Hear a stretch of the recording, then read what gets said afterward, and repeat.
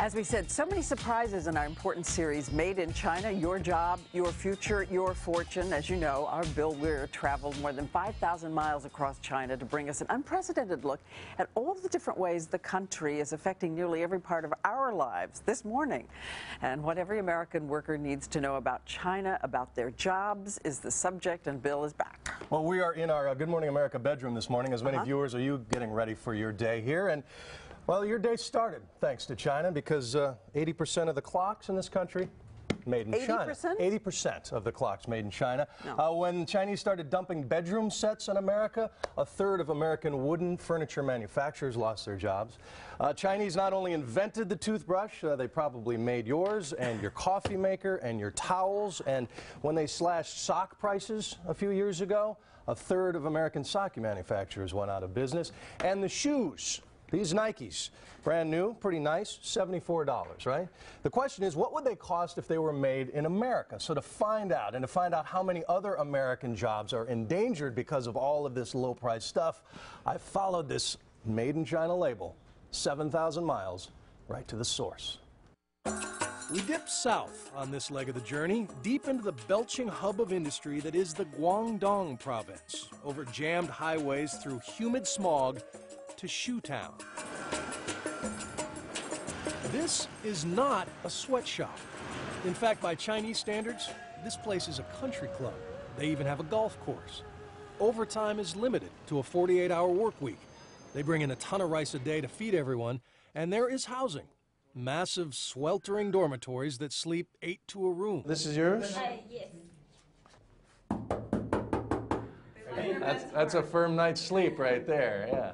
Nike admits that some factory owners treat their workers horribly. But again, this is not a sweatshop. But this is why your shoes are affordable.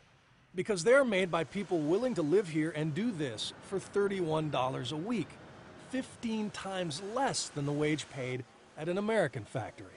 What should be sobering for other American workers is that these people with this work ethic are becoming upwardly mobile. The conditions and surroundings are pretty good, Chen Zihong tells me.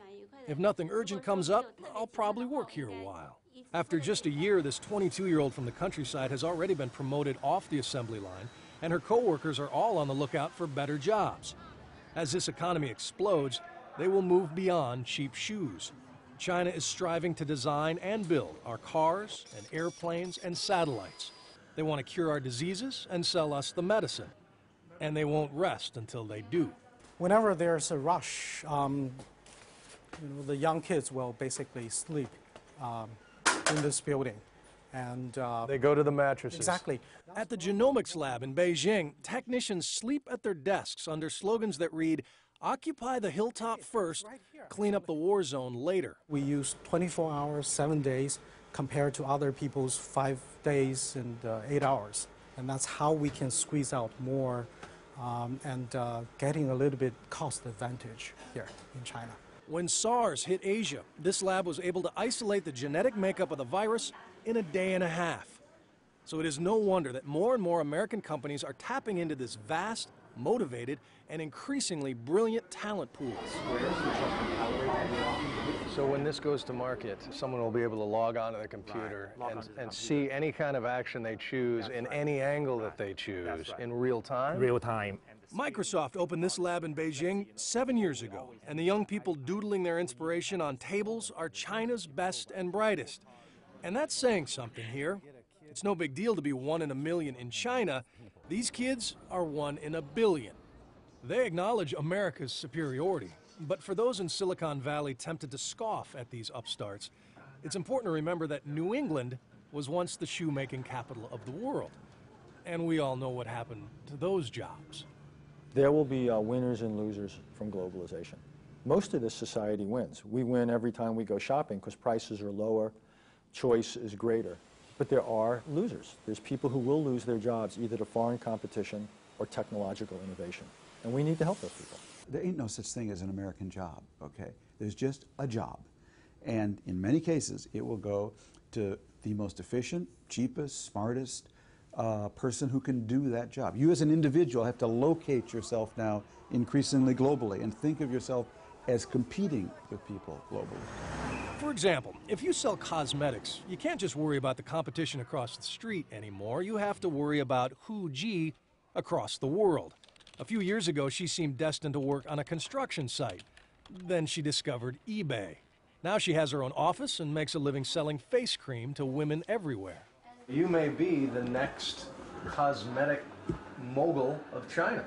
Yeah, I think so. We need to, in some ways, tool our workers, tool our society much better to deal with a dynamic world of essentially one market, 24/7, where things are constantly changing. My parents used to say to me, Tom, finish your dinner. People in China and India are starving.